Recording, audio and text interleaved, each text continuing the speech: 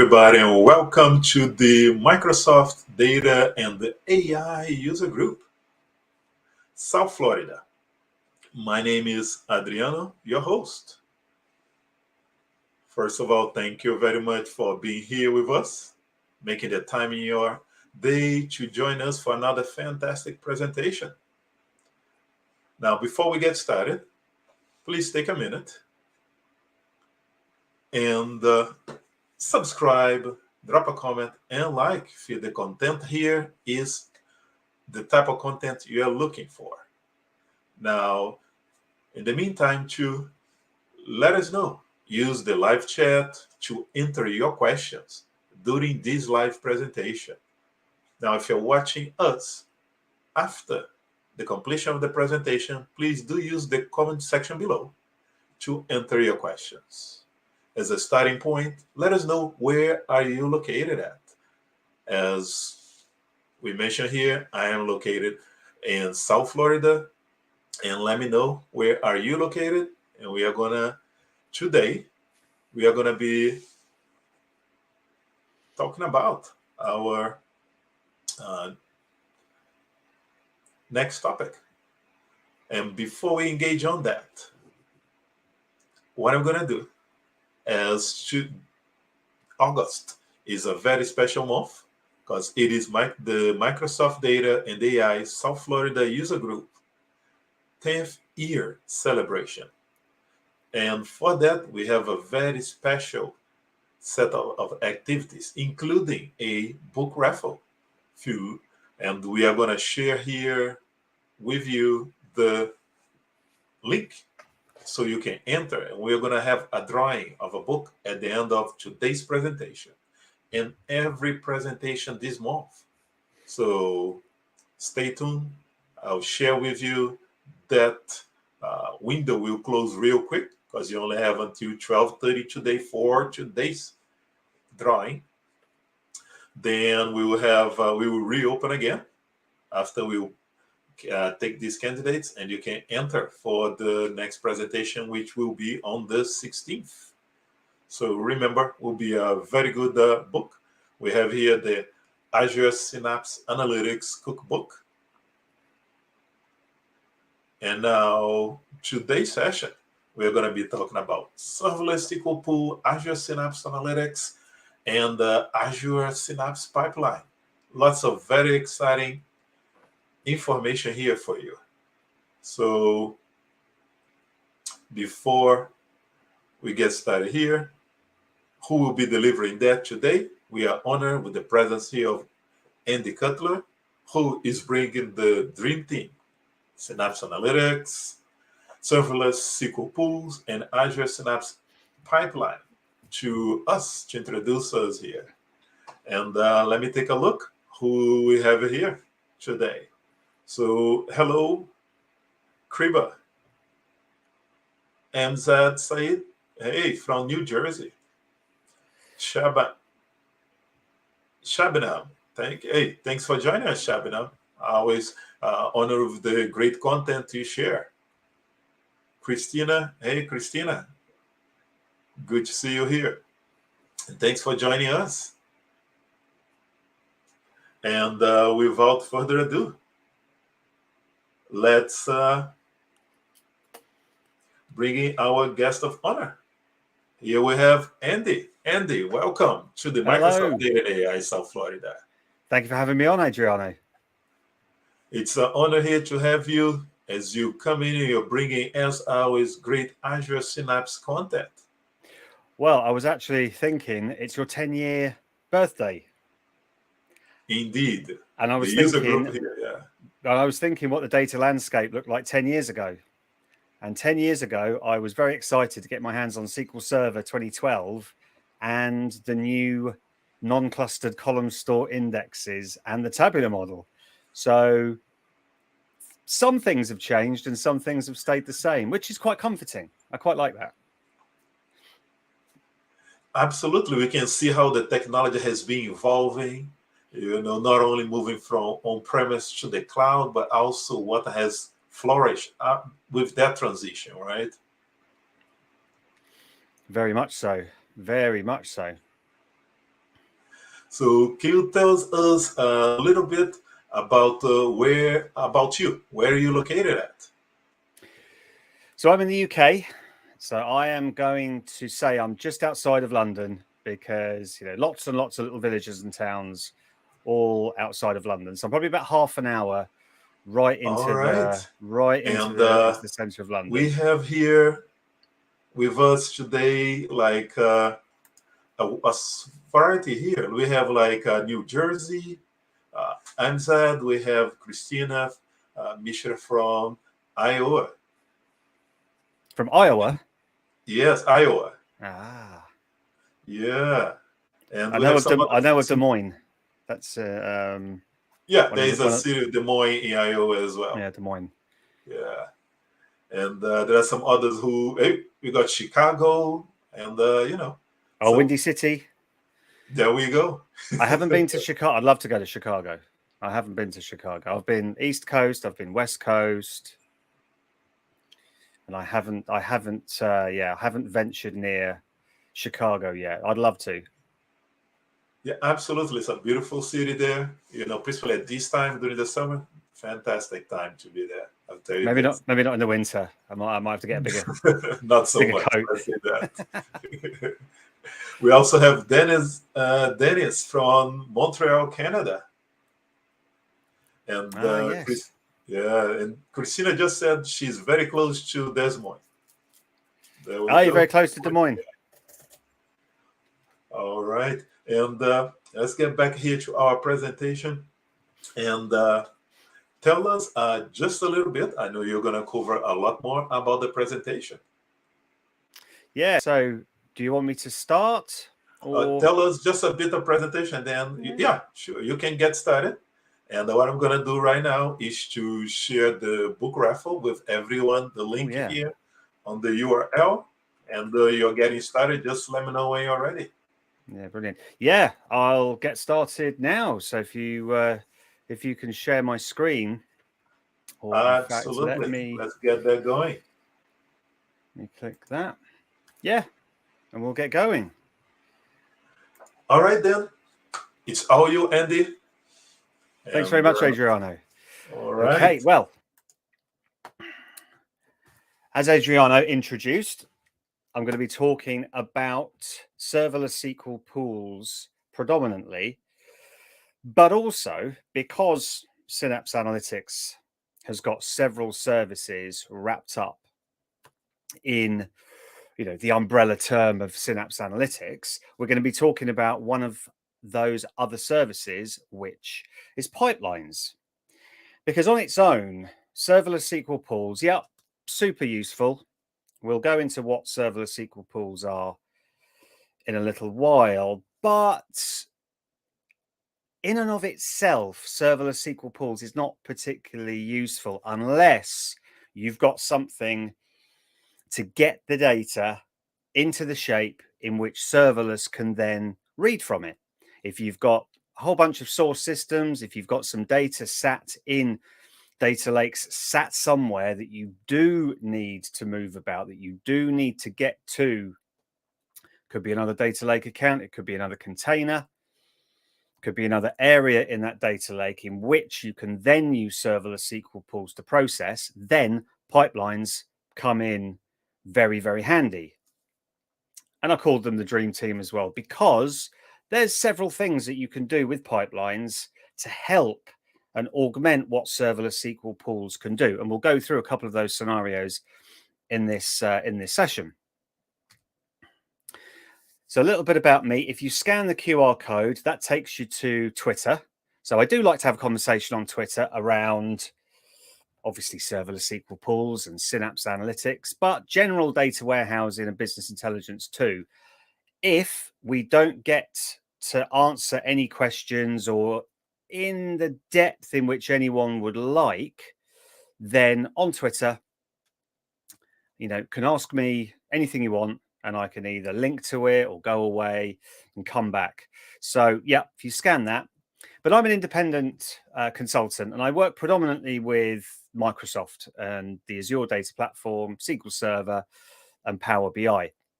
I do blog predominantly at serverlesssql.com, which is essentially a blog about all things Synapse Analytics. So we're going to break it down into a few areas in the session. We're going to have a look at Serverless SQL Pools. Then we'll have a look at Synapse Pipelines. And then a term that, well, if you haven't heard that term, the Lake House, then you're probably going to hear it more and more day by day, month by month, because it is very much a term that is growing. So we're going to discuss one of the technologies that helps deliver a Lakehouse solution, which is Delta Lake. So we'll talk a little bit about Delta Lake and the Lakehouse. Then we're going to have a look at one of the most important areas in the data lake, which is partitioning, because the whole purpose of the data lake is that you've got large volumes of data. Now, serverless SQL pools can connect to the data lake, pull that data in, but we want to help serverless out. Yeah, and we can do that with some partitioning as well. So we'll go through that. We'll also go through the difference between how partitioning is done in Delta when we query using serverless SQL pools and some regular data as well. And we'll jump into a demo in which we'll see that as well. We'll see some pipelines in action.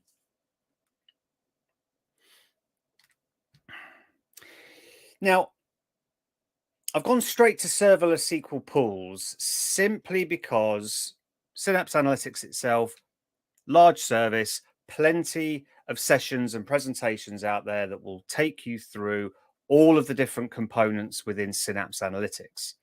Suffice to say that serverless SQL pools is one of the SQL pools, one of the services within Synapse, the other SQL pool being dedicated SQL pool.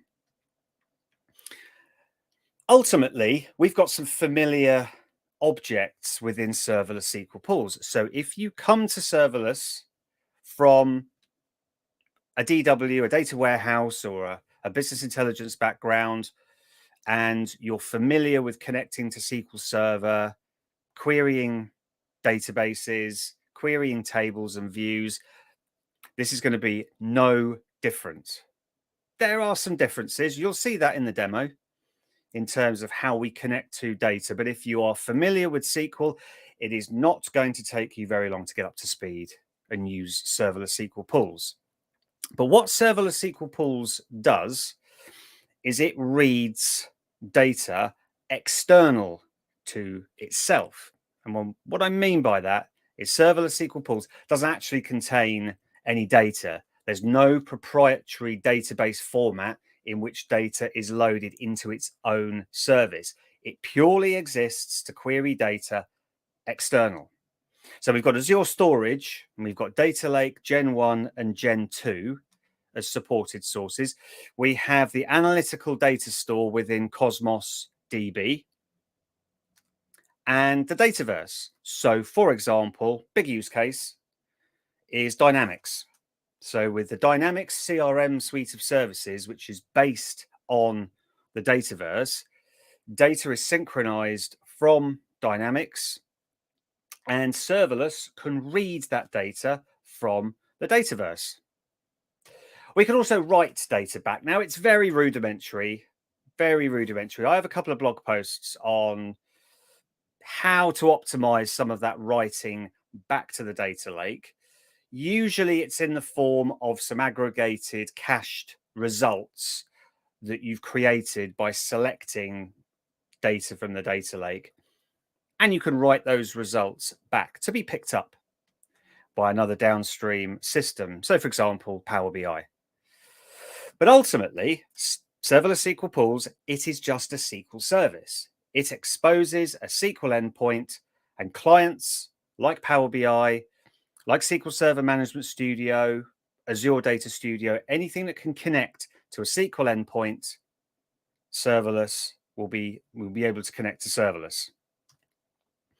Ultimately, the way that you're being charged to use serverless is the amount of data that it's processing. So it's nothing to do with how long a query is taking to run, i.e. how long the service is up for. There's no concept of you configuring clusters or compute. That is all out of your hands. Okay, so you can't control any of the cluster or server properties of serverless SQL pools. It's simply there on demand for you to use. You get charged by how much data you're processing. And that essentially means if you write a query and that query touches and processes 1 terabyte of data, you'll get charged $5, £3.50 in GBP. And again, I've touched on the fact that the service is always on, so you don't have any control over starting the service up, pausing, scaling. That's all handled automatically. But a point that I want to make is, and it's a point that people raise, it's a valid point. Look, this is not,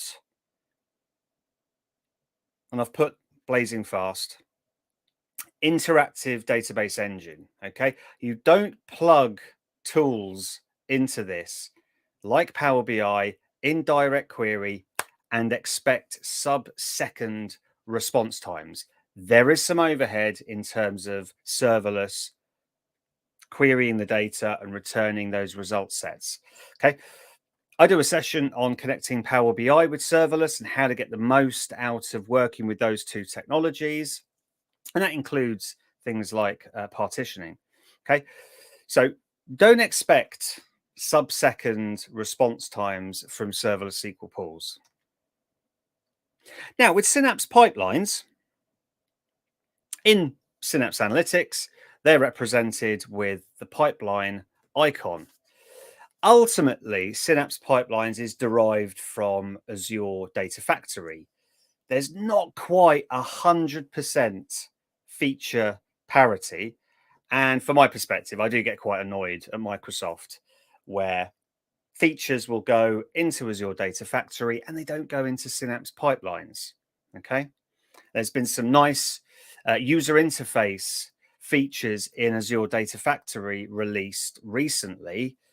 They're not available yet in Synapse Analytics Pipelines. But ultimately, it is, for all intents and purposes, the same service. We are moving data and we're transforming data to meet whatever need we have. A couple of examples of what we're using Synapse Pipelines for is we can chain a series of activities together. Anyone familiar with integration services, or indeed anyone familiar with Data Factory pipelines, shows the same sort of GUI. We've got activities that we are chaining together to perform a data movement or transformation process. In this example, I'm using an activity to go get me a list of SQL tables, and then I have a for each loop, which is then going to copy that data. We'll see that in the demo later on. Okay, so we can chain sequences of activities together to move and transform data. Now, when we're working with pipelines and serverless SQL pools, actually serverless can benefit from some of the features that pipelines have. Okay, so we can work with it in multiple ways. We don't have to work with serverless in all of these different methods, and in fact, don't have to work with each. We can just pick one that is going to be the most useful to us. Okay, so I've just put an example of 4 activities there, useful to serverless SQL pools.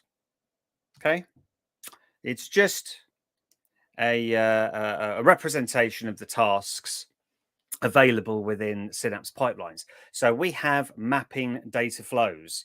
Now, mapping data flows are essentially built on Spark. So they are a graphical way of building a data transformation process from source data to destination data. Now,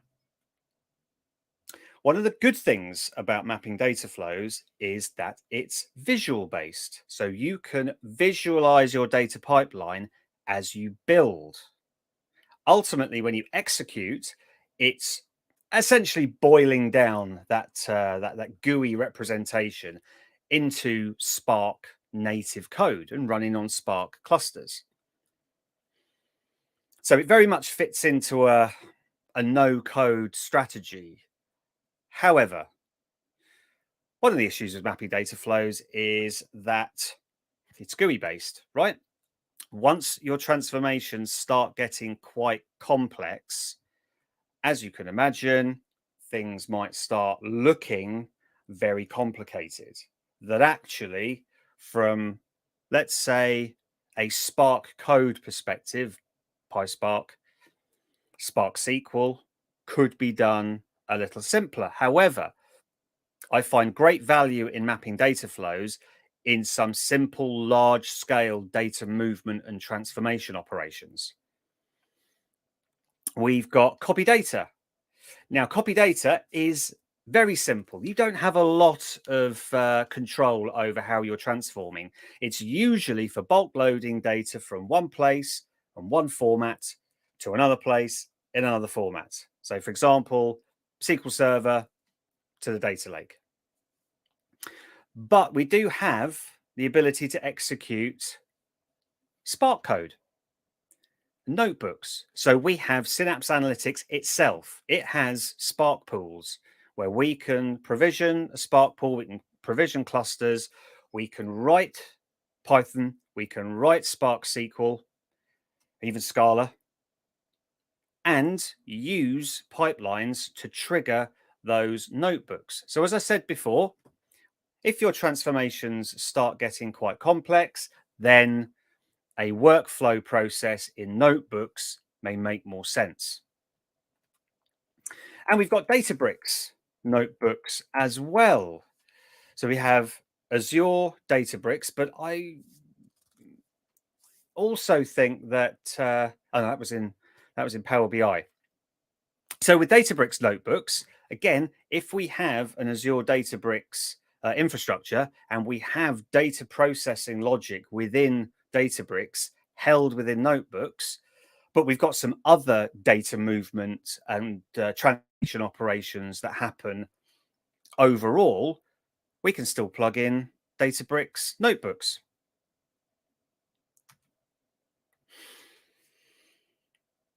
So that's the technology part of things. When we come into ultimately, what can we use? What are the solutions that we're building? One of the formats that is supported by... Hi, Andy. Hello. Sorry for interrupt. I see No, you're go for transitioning it, here. please. Yeah, we have a quick question there.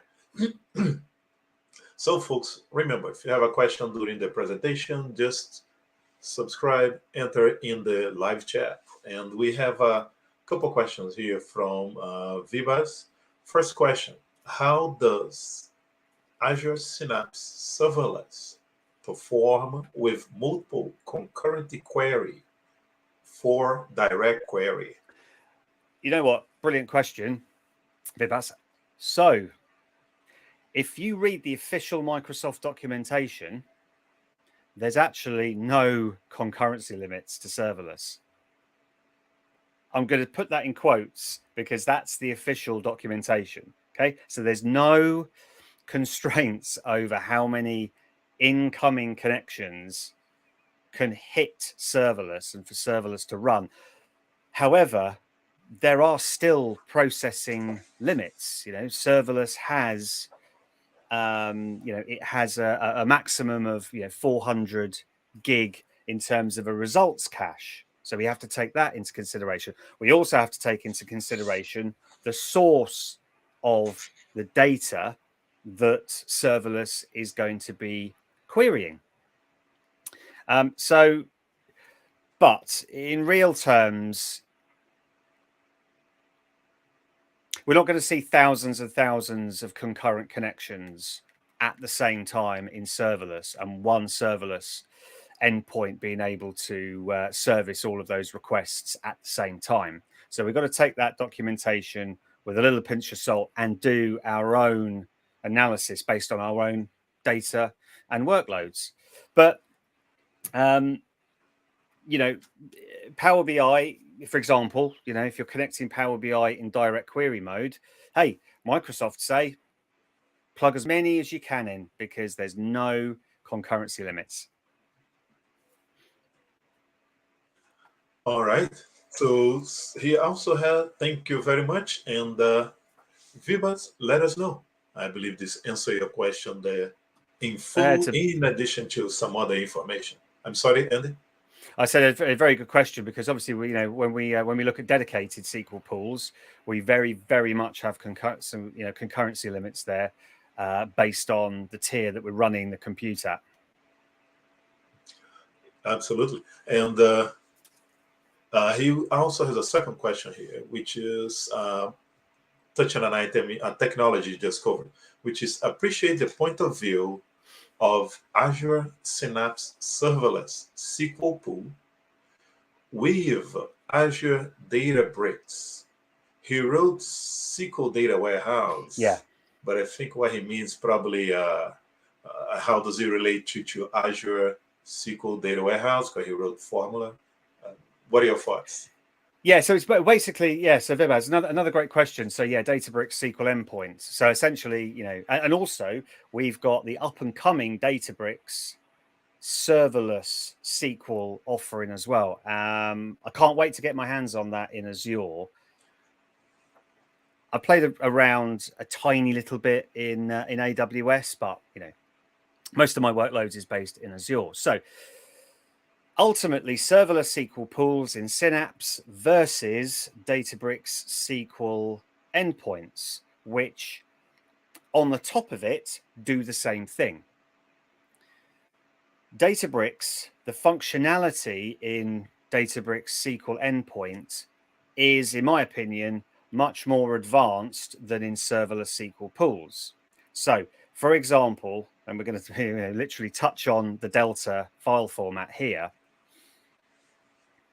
Synapse uses Delta OSS, the open source version of Delta, which I believe we're on something like 1.2 in Synapse Analytics at the moment. Whereas, Databricks, they're very much in an advanced state in using Delta because, hey, they were the original creators of Delta, I believe. And one of the core developers as well. Yes, one of the core developers of Delta. Okay, so Synapse and Delta, it lags behind, right? So there's a whole bunch of stuff in serverless that you just can't do with Delta. You can't update, you can't delete, you can only read, you can only select. So you've got some functional differences there with Databricks SQL endpoint. Obviously, if you've got a big Databricks infrastructure, and you want to give analysts access to query and construct data sets and plug in business intelligence tools, then Databricks SQL endpoints make a lot of sense. However, the use case is that serverless sits there, you don't provision it. Databricks SQL endpoints and the serverless SQL endpoints for Databricks, you will still need to do some configuration. You still need to size clusters. Those clusters still need to run. There's still a certain amount of overhead in terms of starting those clusters up. So Databricks SQL endpoints need a little bit more thought in how you use them. You might have to set up different clusters to meet different workload demands, whereas serverless, it just sits there waiting for a request to come in. But I do like the Databricks SQL endpoint service, especially the dashboard functionality and the ease of use in which it plugs into Delta. So I do like that service. All right, thank you very much. And that's not that. That's awesome. And let's move on, and then we will ask another question during your next transition. Is that okay? Yeah, that's fine. Now, those questions are actually really good because they do move in quite nicely when we talk about the lake house. So it's going to be a term that you're going to hear if you haven't already,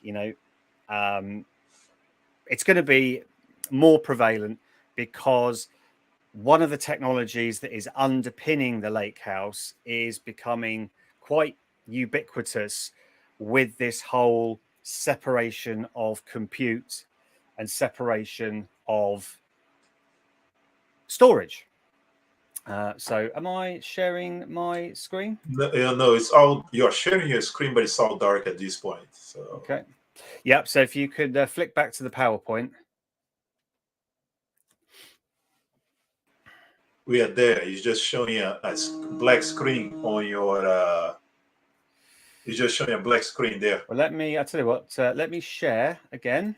All right. And you should be able to we see the lake now. house. There we go. All right, it's all you there. So ultimately, let me go back a little bit. So yeah, it's a portmanteau of two terms: data lake, data warehousing. And the lake house is seen as a way in which you can bring some of the features that we've enjoyed for decades in data warehouse technology built on relational database systems. The concept of transactions, so consistency when reading and writing data. So in these new lake house formats, like the Delta Lake, where data is being stored in the data lake itself, where you can actually write data and read it at the same time, there's support for transactional consistency.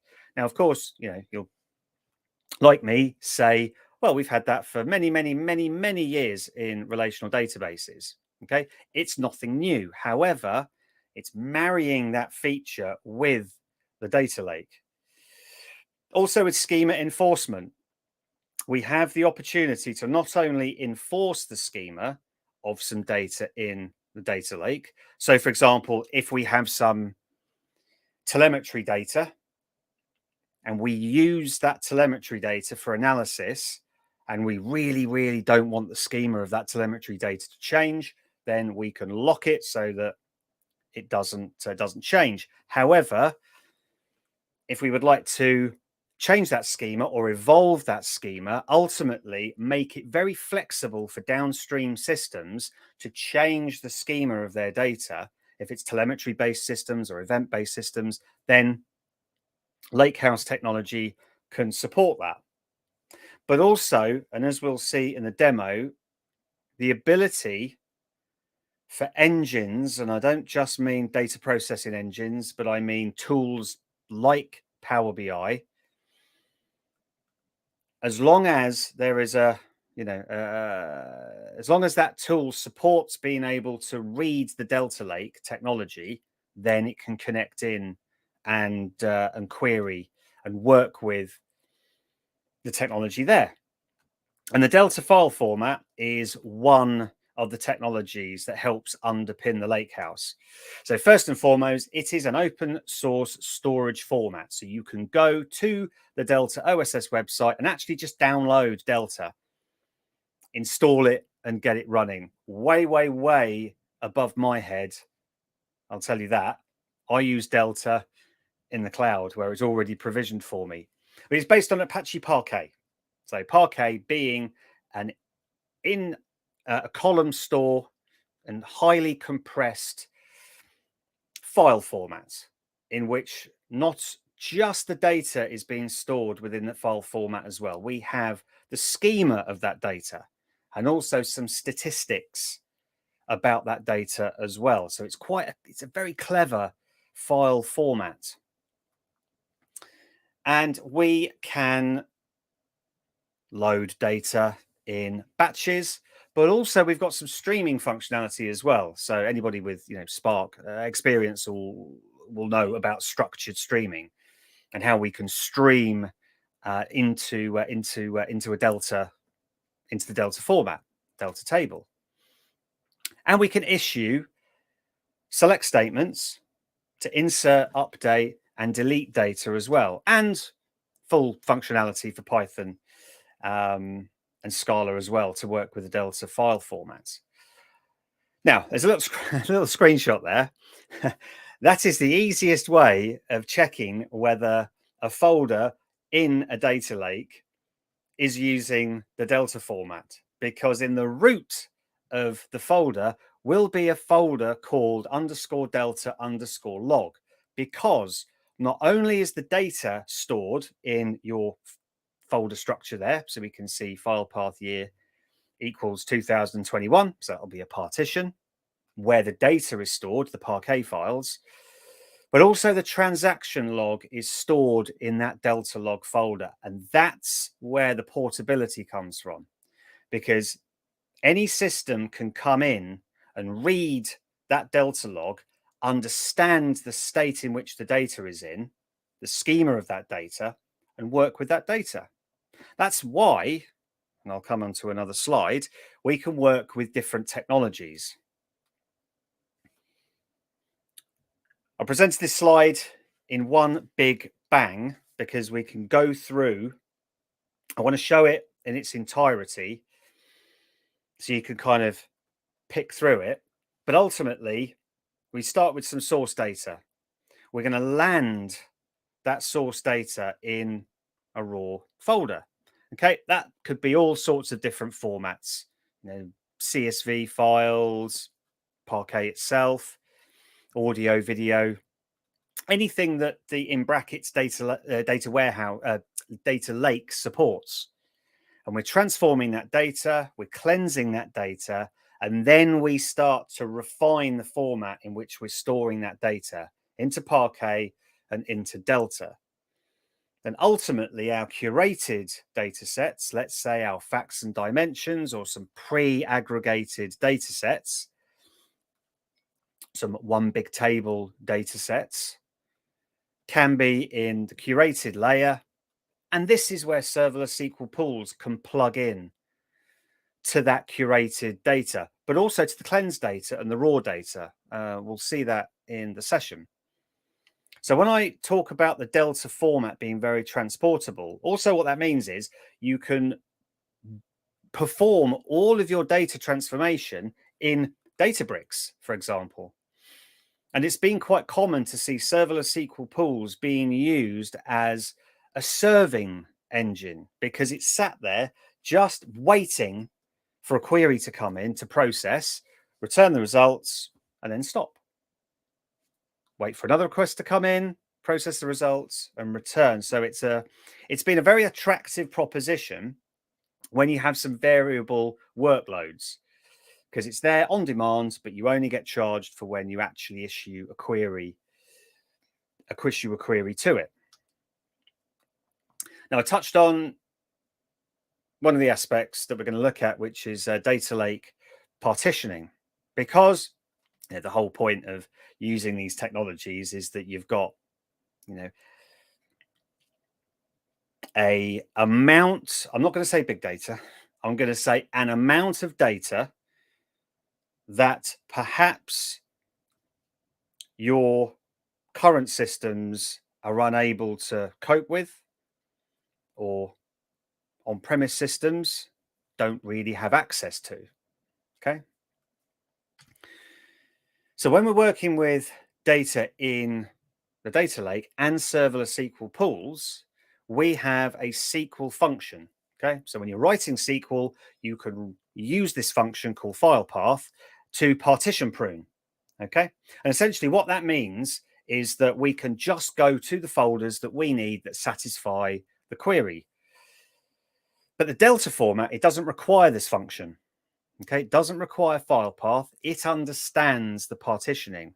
And we'll see that in the demo that we'll get to next. Okay, so as you can see, as an example, I've got a partition strategy where I've partitioned the data in 3 levels: year, month, and date. In Serverless SQL Pools, I can use that file path function to reference the folder level.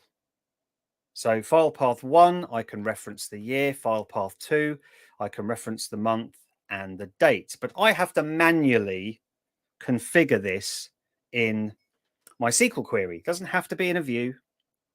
Okay, and as you can see, I can then use a select query on those columns, and it'll invoke partition pruning and only go to the folders to satisfy that query.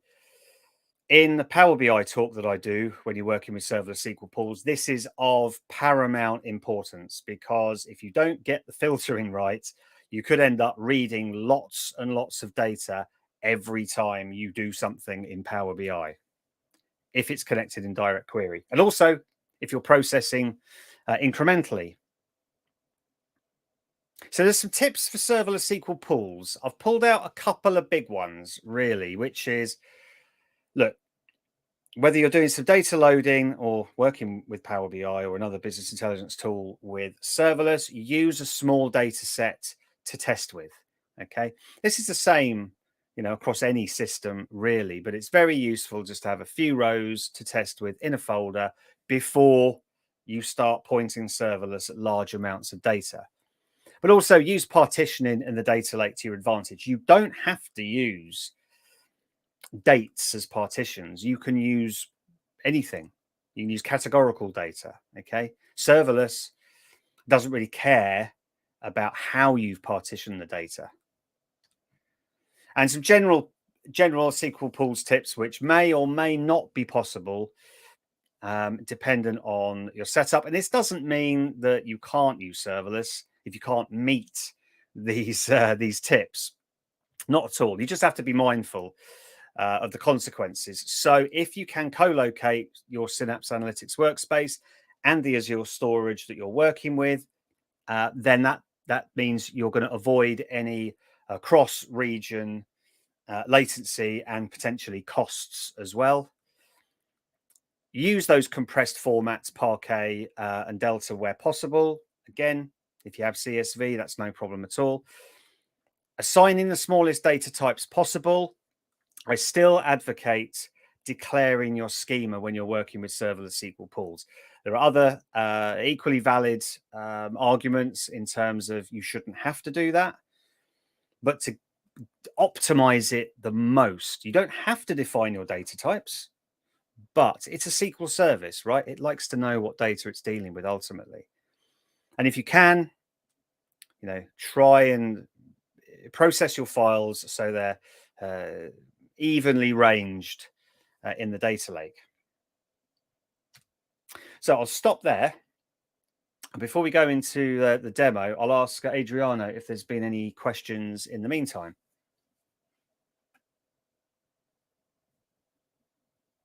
Oh, I think you're on mute, Adriano.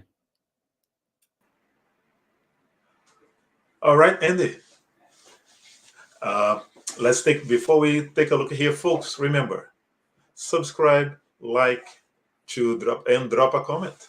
So let's take a look here on questions. Yeah, I know we have. And here we are. Kushu1, I hope I'm pronouncing correctly here. Could you please elaborate more on Synapse Analytics versus Databricks? I can. I'll try and keep it short because you can have this as a whole session when you're talking about those technologies. Look, ultimately, Synapse Analytics, it incorporates new services, but it also includes existing ones. What I mean by that is the dedicated SQL Pools service, which is essentially database storage itself, just like SQL Server. It's architected differently. I can't go into the architecture of those systems, but ultimately you are still importing data into a database, okay, in its most simplest form. So you have to be mindful of how you distribute that data. You have to be mindful of indexing strategies, so on and so forth. You treat dedicated, or certainly I approach it like I would, SQL Server. I've got to play to the strengths of those systems. Okay. Then we have serverless, which is a very simple service. You know, it's not particularly feature rich. I mean, it has most of the SQL syntax in there. Okay. For working with data external in the data lake, but you've got two different services, right? You have dedicated, you have serverless. Now, I do have a lot of discussions with people about, well, what service should I use for what scenario? Okay. And then we have, pipelines to ingest and transform data around. So it kind of sits as a holistic service. But obviously, Databricks, it is also an ecosystem of products. They have this this concept of, and I'm going to forget the name now, but it's the concept of different roles that a person can play when they work with Databricks. You can come at Databricks as a data engineer because it has support for Python, Scala, Spark SQL, doing your data processing in Spark. But then you've got machine learning. So it has its full featured ML Flow platform for productionizing machine learning models. So a machine learning or a data scientist persona will be working with Databricks as well. And also with services like SQL endpoints and serverless SQL, data analysts as well, who want to get at curated data as well. So lots of different personas like Synapse Analytics as well. But fundamentally, it's the technology. So Databricks is all really based on Spark. Okay. So when you're working with data, you're processing data, you're transforming data, you're reading data. It's all based on Spark clusters.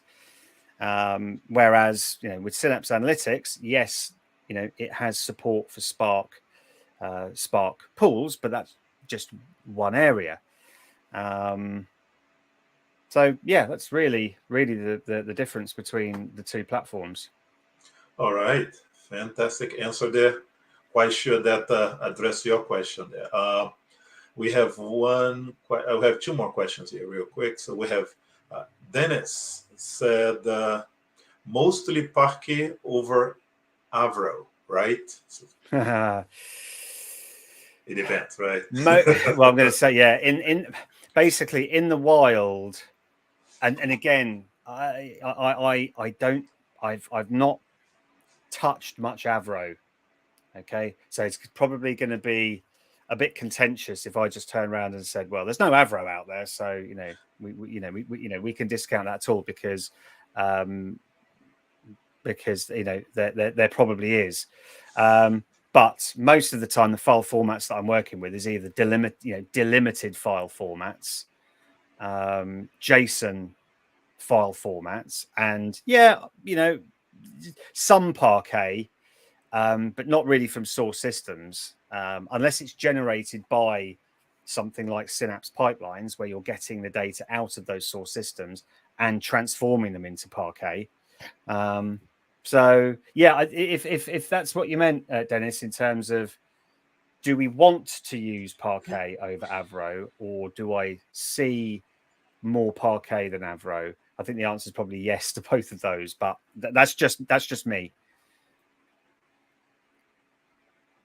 All right, and you generally would see Avro on when you're dealing with Kafka.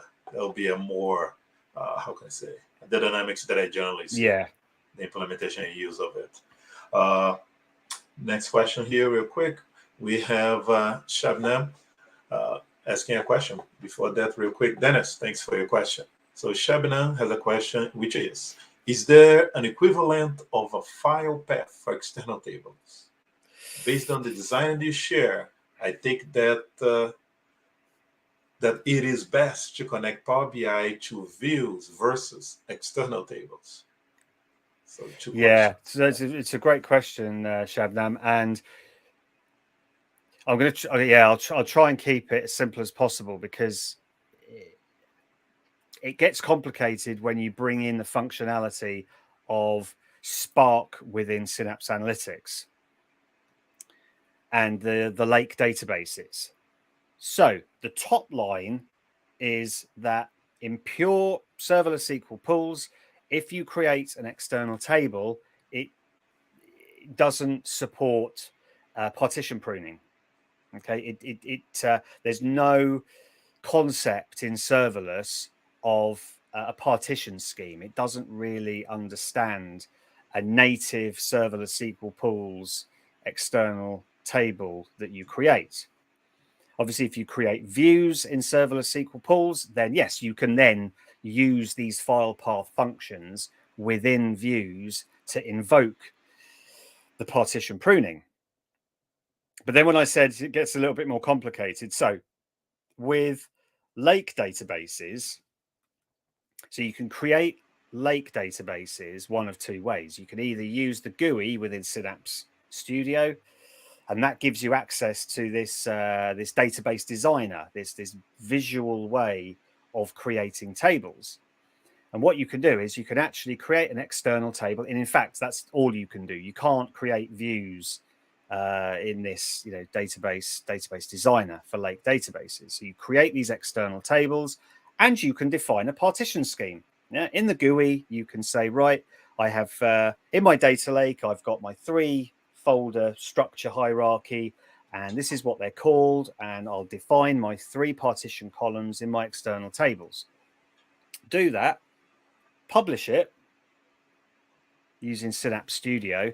Then in serverless, you can write queries against the lake database that serverless just sees as a database, query that external table, and use the partitioning scheme. So yeah, it's one of these things where if you just create an external table using serverless itself, it doesn't have any concept of partitioning schemes. If you create an external table in the lake database, then serverless will understand the partition scheme. So if you're purely working with serverless, nothing, not using the lake databases at all, then views are going to be the way in which you can then cast structure over and then return a partitioning scheme, because external tables don't support that yet. All right. She liked the answer. Thank you there, Andy. And it's all you there. Okay, so what I'll do is I'll stop my screen and I'll share it again, just in case. Hang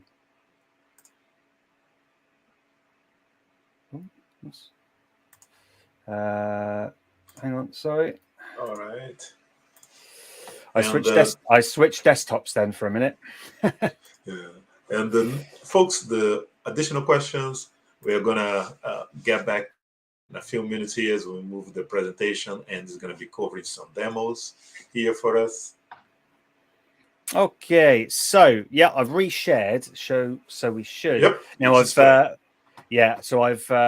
bumped up to 150%, so we should see it reasonably clearly. Yeah, there we go. Looks good. Okay, yeah, so we'll run through some simple examples here.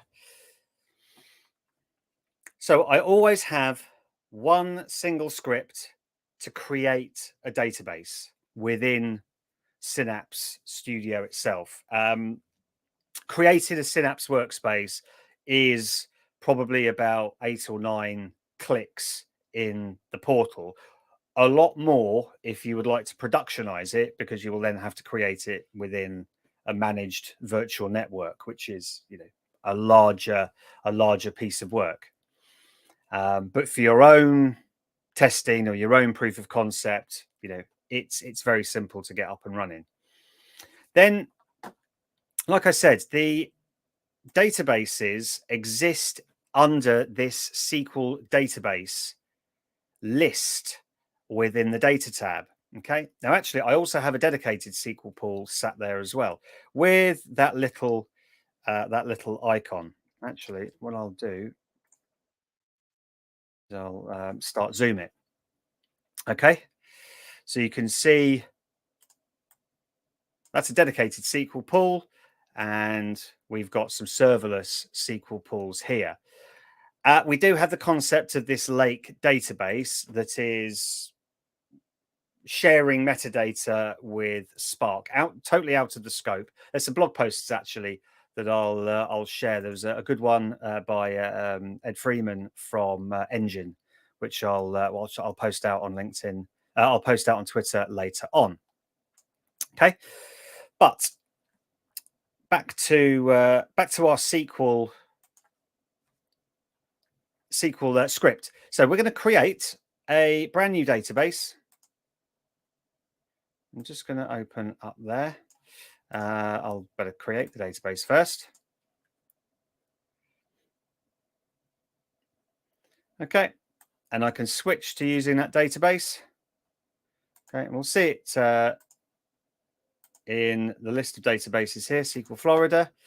Okay, now I can create a schema to separate my objects, just like any common garden SQL database. I'm going to create a master key encrypted by just this gobbledygook password. And I'm going to create a database scoped credential, which uses the managed identity of the Synapse workspace to connect to the data lake. Okay, so I've already pre-configured the data lake for this. Okay, but essentially I have added DH Synapse UK managed identity to the data lake as a storage reader, so I can read data from that data lake. I can create an external source. Okay, to that data lake using that managed identity credential. And then I'm just going to enable support for UTF-8.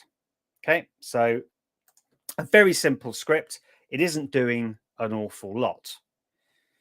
Now back into the data tab, I'm just going to expand the databases, refresh my database, and let's have a look for SQL Florida.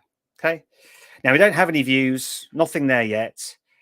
We've got some external resources. We've got our external data source that points to our data lake, points to the data lake, but there's nothing else there. There's no views, nothing. Now I've got some data in my data lake. Sorry, I've got some data in a SQL database, an Azure SQL database.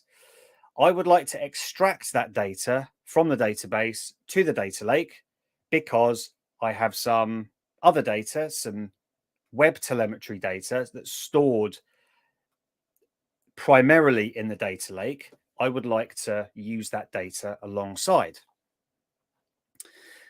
So in pipelines, I've got integrate.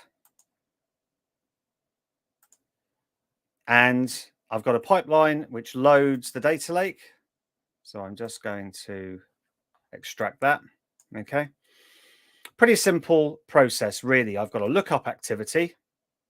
And what that lookup activity does is it connects to the SQL database. And it gets me a list of tables that I would like to extract.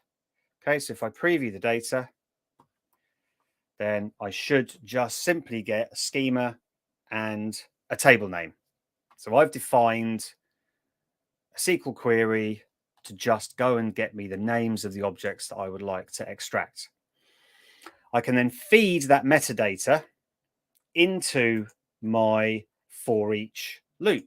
Okay, so I've got this concept of item or outputs from my lookup activity, and essentially that will be a list of the tables that I would like to iterate over, and then it jumps into the for each loop, and for every single table it'll execute the pipeline here. So if we go into the activities, okay, so I've got a copy data. Now in the PowerPoint I said copy data is possibly the simplest method of getting data from A to B. It's not particularly nuanced.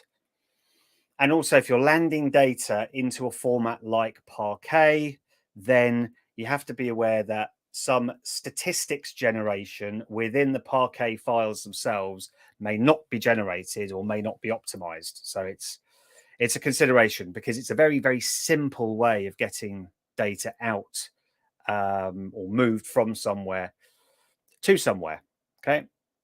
And it's essentially the name of the table and the schema.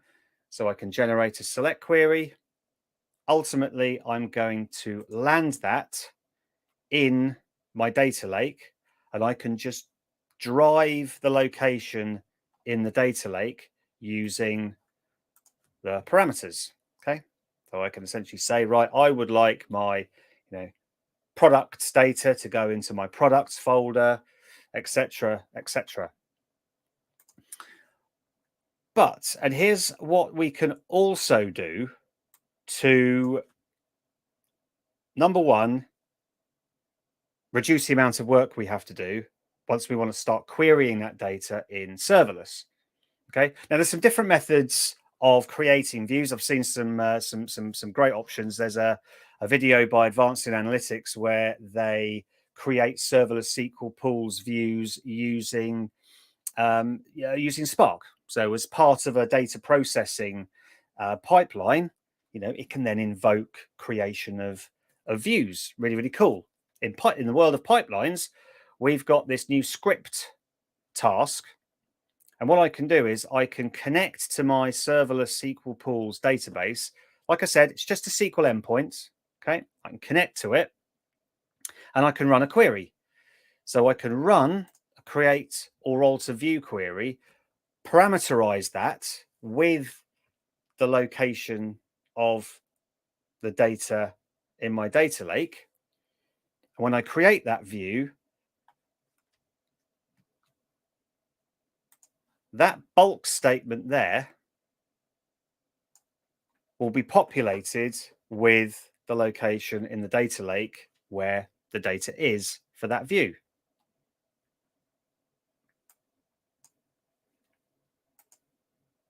Now what I can do is I can run this pipeline. So I'm going to go back. I'm going to debug. Okay. I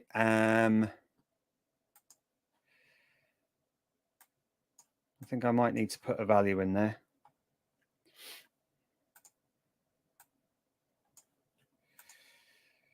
I'm going to copy data.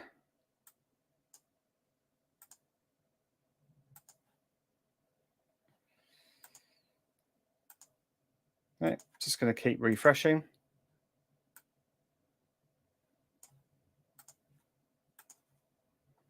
Okay, what I can do is go into my lake house, go into my, go to my link service. Let me go back.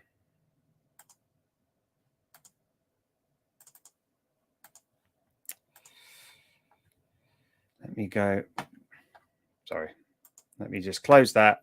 Let me close that.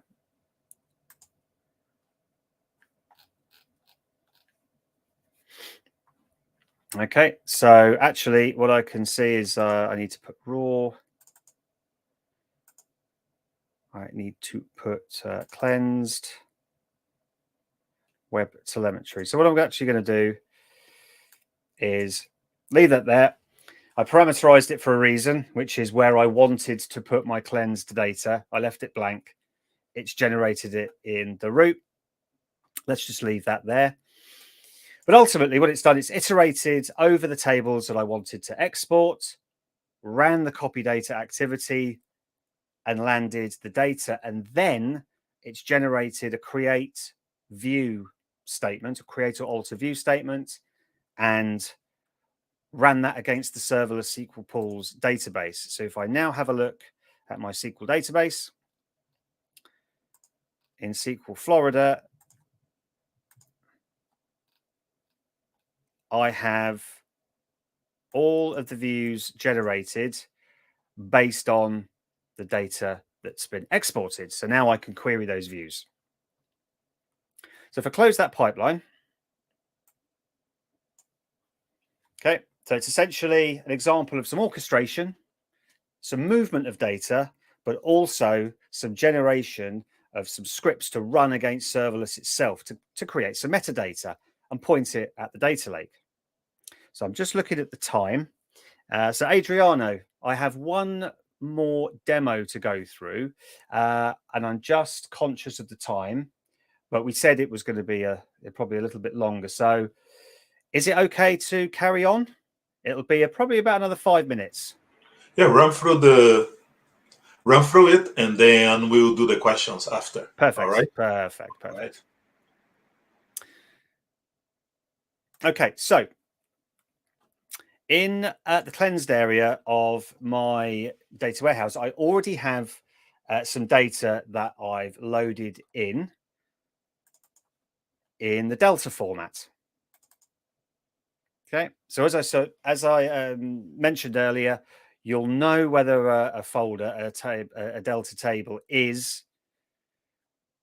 in the Delta format because you'll see the Delta log folder there. If I go in, you can see that I've had a couple of operations against that data, and it's generated these JSON files, which is literally the transaction file itself. Within those files, you can actually download them, open them up in Notepad, and you can see like a transaction log, showing you how many rows were moved around and the evolution of schemas, and it's really good to see the transaction itself. And we've got a partition scheme as well. So we've got year,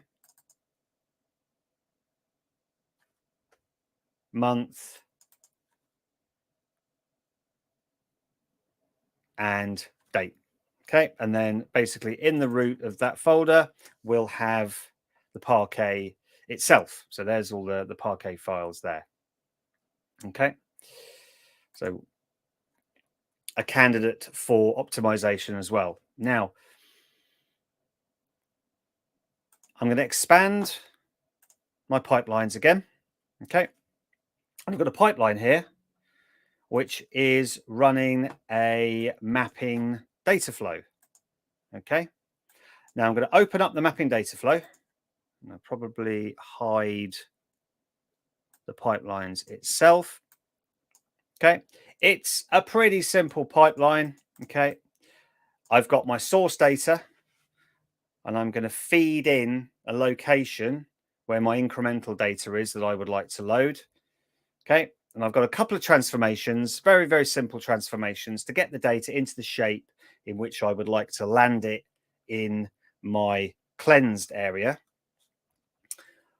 But I've got support for Delta in mapping data flows.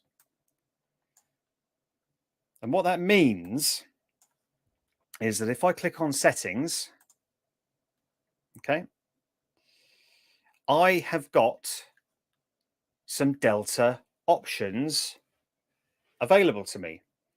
And what's great about this is that you could start with mapping data flows for a simple pipeline, and like I do, map the activities, map each of these individual activities to their PySpark equivalent, their Python equivalent. Okay, so for example, if you're working with Spark and you're creating and loading data frames, the data frame has various methods available to it, like the format in which you would like to save the data frame externally, the mode in which you would like to for that data to be saved. So you can truncate a destination, you can overwrite, and you can append. So we have those same options here. Okay, so I've got Delta options available to me. So I'm just going to bring up the screen there. Okay, so merge schema. So this goes back to our schema evolution. Okay, if I didn't have that enabled, if some data came in that I did try and load into that Delta destination, it would fail and say, well, this doesn't match the schema that you originally set this up with. But I can evolve the schema by enabling merge schema. Okay, so I can actually evolve and change the schema. Then there's some other options there, auto compact and optimize right, in terms of how it can optimize the Parquet files in the destination. But what I'll do is I'll jump to my script.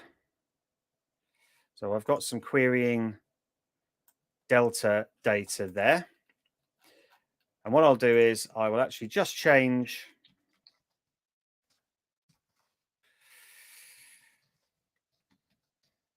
because I'd like the event month and the event year.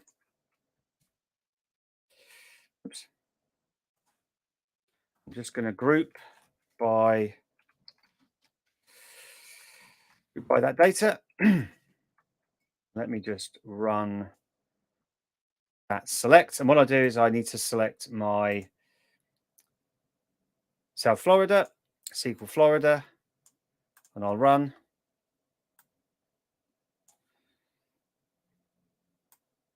Okay, so it's going to do a count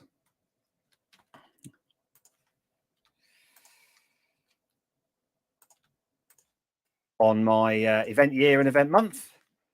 Not sure I put underscores in there. I've never used underscores in my event date. But there we go.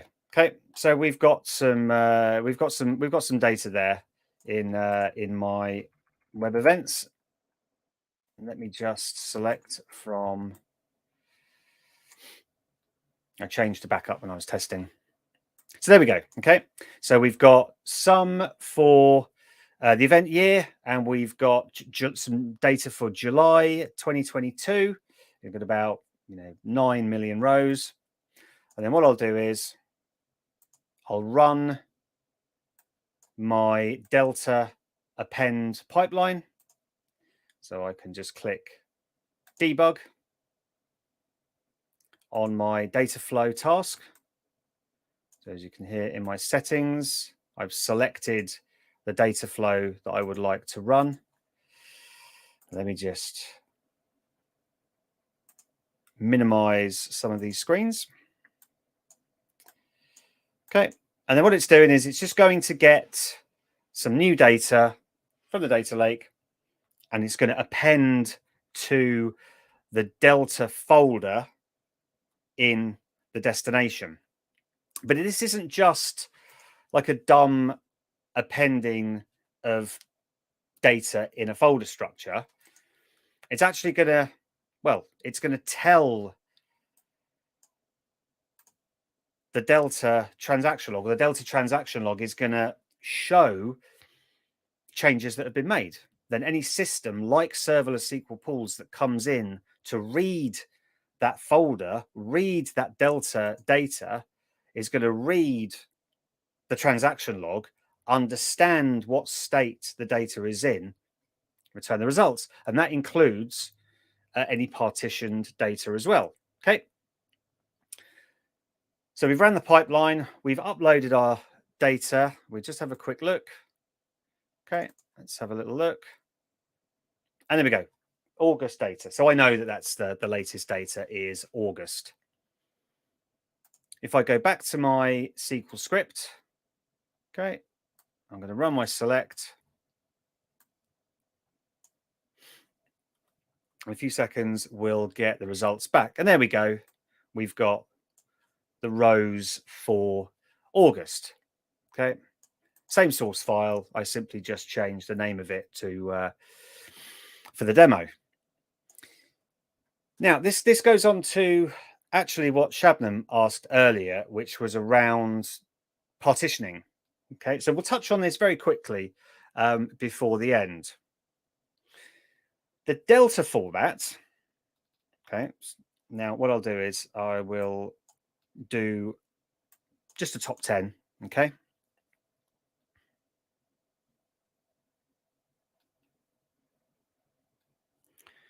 We've got our folders from the data in the Delta file. I could do a select star, but I've specifically called out the columns. I've told Serverless SQL Pools that the format of the data in the data lake is Delta. Okay, so it has a driver to understand that it's dealing with Delta data. As part of that, it will read the transaction file to understand the schema of the data, the partitioning of the data as well. So what we can do is just use the partition scheme column names. Okay, so event year, event month, and event date, those three columns don't actually exist in the Parquet files themselves. They are the result of the partition scheme from Delta. And I can use, so where event date equals, 1st of December 2021, for example, and let me select that and run. Okay, it's going to come back 2 seconds, and in my messages, I'll zoom in a little bit. Okay, we've got 33 meg of data scanned. On, I couldn't call it regular partition pruning, but if you're not dealing with Delta data and you'd like to invoke partition pruning, then if we look at a query which is simply querying Parquet data in the data lake, I still have the exact same partition scheme. I still have event year, event month, event day, but out of the box, Serverless doesn't really understand what to do with that folder structure in the data lake, but I can help it out. Okay, so in this bulk statement, I can specify some wildcards. Okay, I've got 3 wildcards here. So wildcard 1, 2, and 3.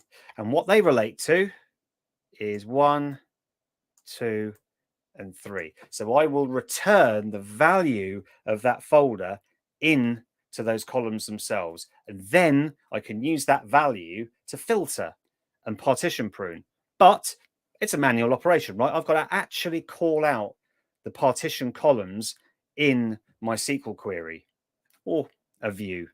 Yeah, most of the time you'll create a view to abstract this logic away, so you can just query the view, just use the result of the file path function. So that's the end of the demo. So what I'll do is I'll answer any questions I think Adriano might have ready. I'll keep Synapse Studio up just in case any of the questions are around the code or the pipelines.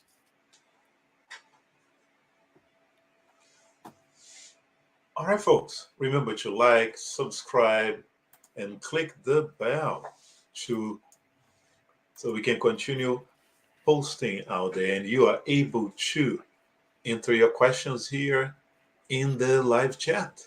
Some fantastic presentation here from Andy. I know that you cover a lot of ground. You may want to come back and review the video as well. But in the meantime, enter your questions here in the live chat. You're going to have a few minutes. I'm going to catch up on some questions we have here from before. Yeah. So, ready, Mr. Andy? We got a few here. So, pardon me here.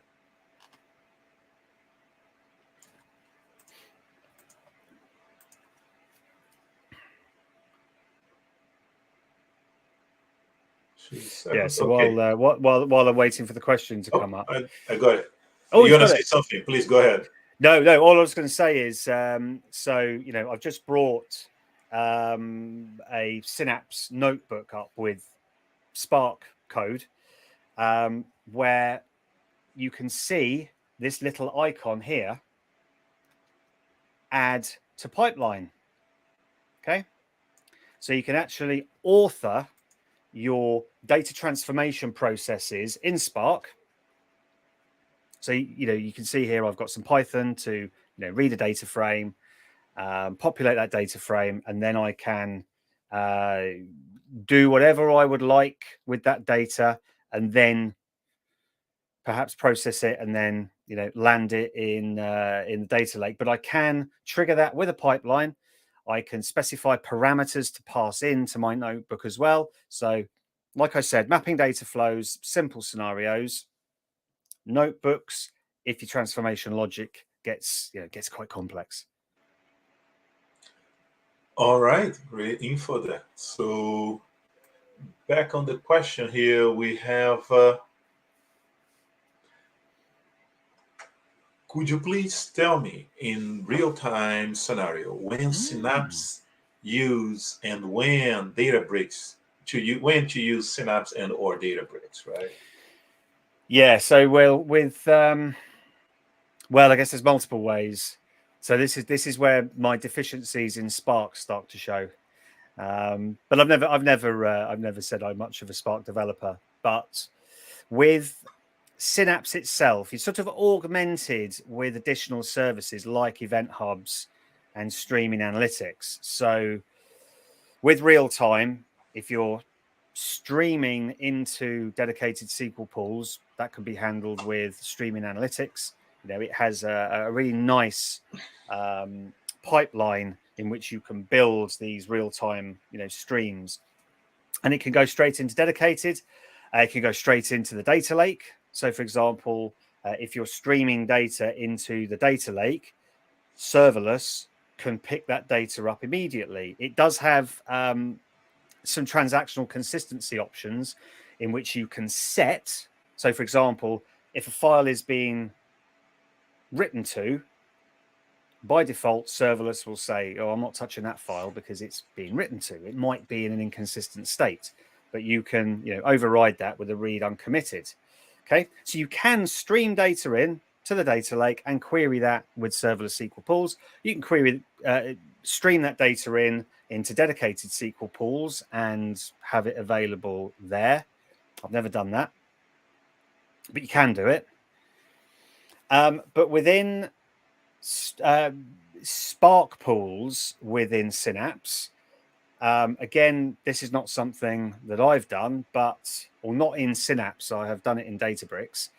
As I understand it, it's you have access to Spark, so you will have access to structured streaming as well within Synapse. And then, as I understand it, within Databricks, again, you've got structured streaming, so you can stream data in from Kafka endpoints. So for example, a project I worked on with Databricks, the data was being stored in event hubs, but event hubs configured as a Kafka endpoint, and then within structured streaming, a connection was made to that Kafka endpoint and ultimately being streamed into a Delta table.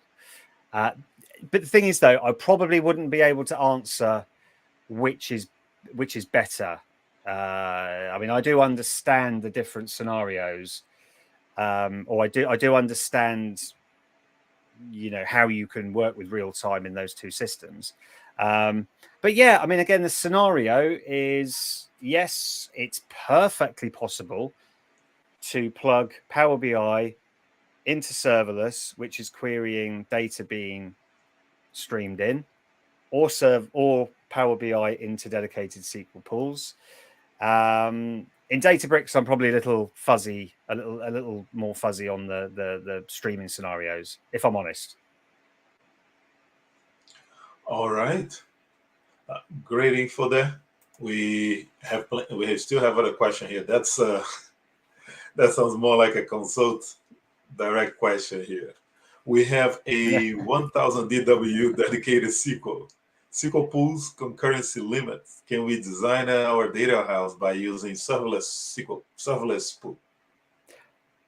Possibly. It depends. No, I mean, with 1000 DWU, what you getting there? You're getting two compute nodes with DWU 1000, I think. Yeah. Concurrency, I might be wrong, but is the concurrency something like 32 at DWU 1000? Off the top of my head. I mean, certainly DWU 100 is 4. That'd be the lowest. I think it scales linearly up to a certain point. So, yeah, it's, I mean, dedicated, you are, wrangling with concurrency and workload management and, making sure that, depends, making sure that ETL operations finish before querying operations or vice versa, depending on how important it is to get data out. But with serverless, I mean, you're not getting what dedicated offers, right? You're not getting that very, very fast optimized column store indexing performance, which is what dedicated is very good at. Although I've heard of a scenario where dedicated was used with just regular, row store, works very well. But with serverless, the question is, do you have highly modeled data in your dedicated SQL pools? Do you have facts and dimensions? Do you have surrogate keys? Do you have, do you have these constructs? Whereas in serverless, you don't really. I mean, it's quite difficult to do, let's say, 100% data warehousing scenarios in serverless, simply because you don't have access to some of those features in SQL Server, Azure SQL Database, and dedicated that you would take for granted. Like the ability to generate identities for surrogate keys, things like that. Some of the warehousing workloads could be offloaded to serverless SQL pools. So, for example, if you're loading in loads of event-based data or telemetry data, that could be a candidate for being in serverless. And you can augment serverless by exporting some of the dimensions from dedicated. So, I wouldn't... if it was a highly modeled data warehouse in dedicated, I wouldn't look to transition it into serverless SQL pools. Not really. All right. Let's check it out. And there's a lot of, trial and error on some of those, so one can better gauge the dynamics and capabilities of, the workload, etc.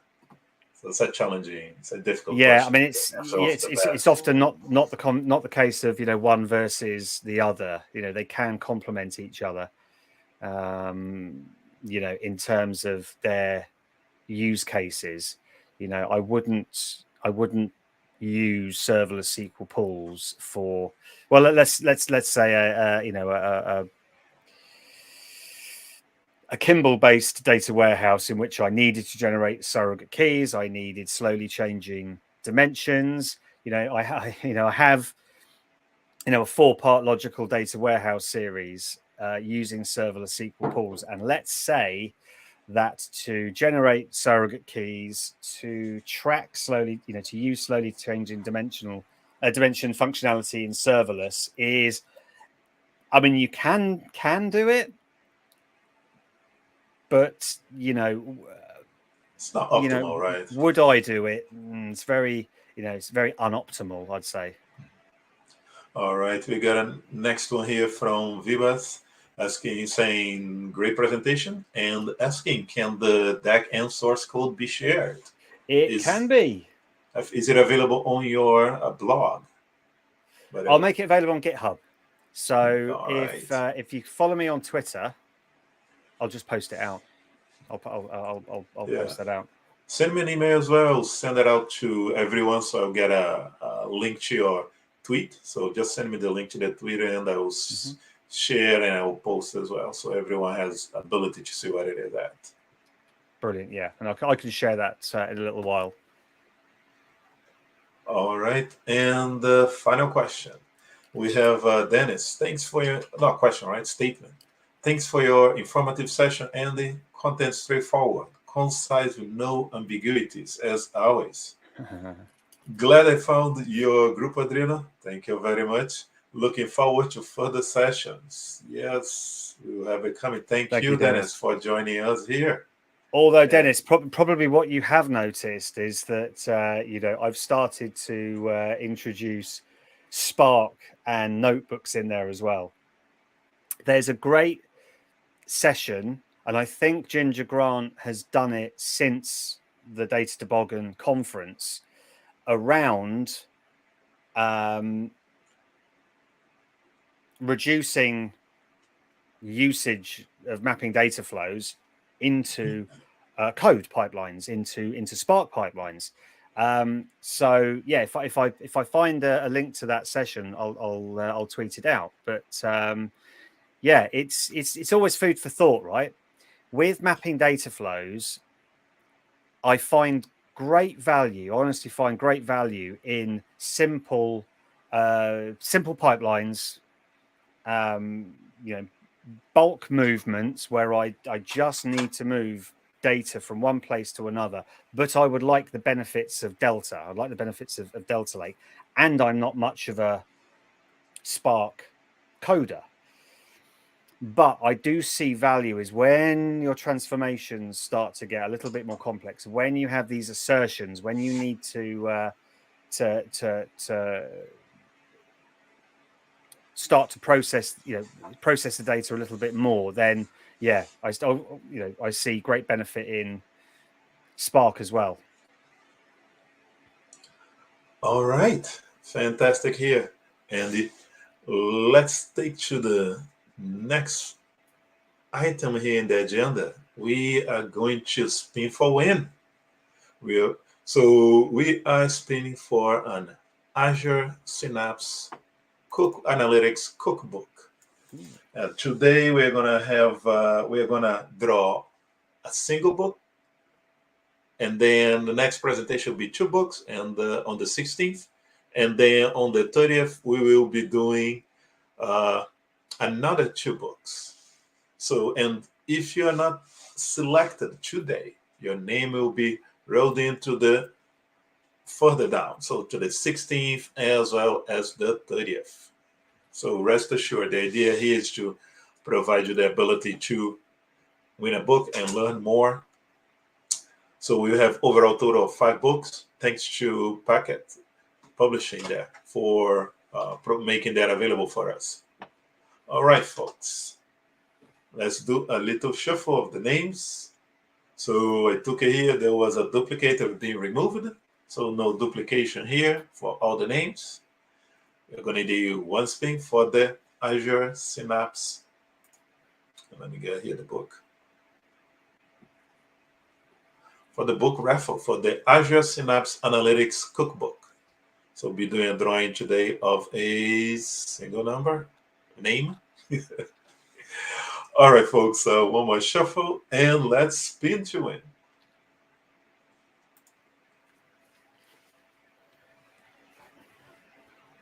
And the winner is Suresh. Suresh, we will be sending you an email about the book. And remember, folks, there's still time. We'll be doing further drawings for the book. So rest assured, on the next presentation on the 16th, we will be doing that. Remember to like, subscribe, and click the bell to be notified when we have our next when it's posted. The next presentation will be done today, and the next event will be data ingestion with Azure Synapse Analytics, real life scenarios and solutions with Dustin Vanoy. All right, coming up on the 16th. So it's a great complement here to what Andy has provided us. And can you share your contact information, please? Yeah, how shall I share it? Just put it on do you have in the PowerPoint of your presentation? I do. All right.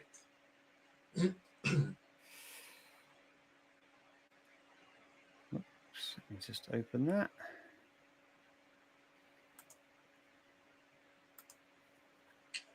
So in the meantime, so folks, this presentation here for Andy covered some great topics out there. As you saw, he even went beyond, right? It's the SQL pools, Azure Synapse Analytics SQL Pools.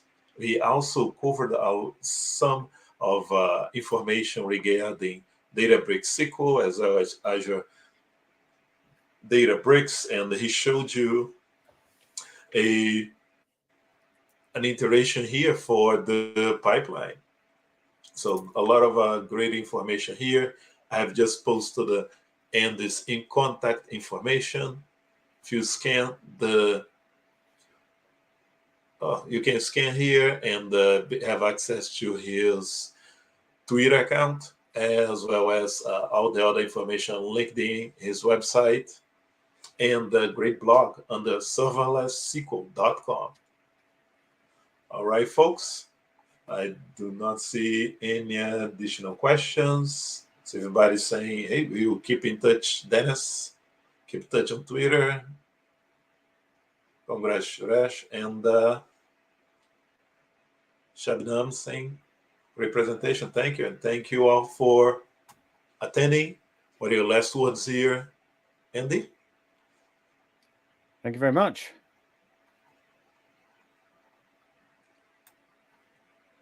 All right, everybody. Thank you all. And look forward to see you all on the 16th. Will be a bit later, 6 p.m. Eastern, US Eastern time. So just check out our meetup for the next meeting there. See you all. Have a great day. And thank you.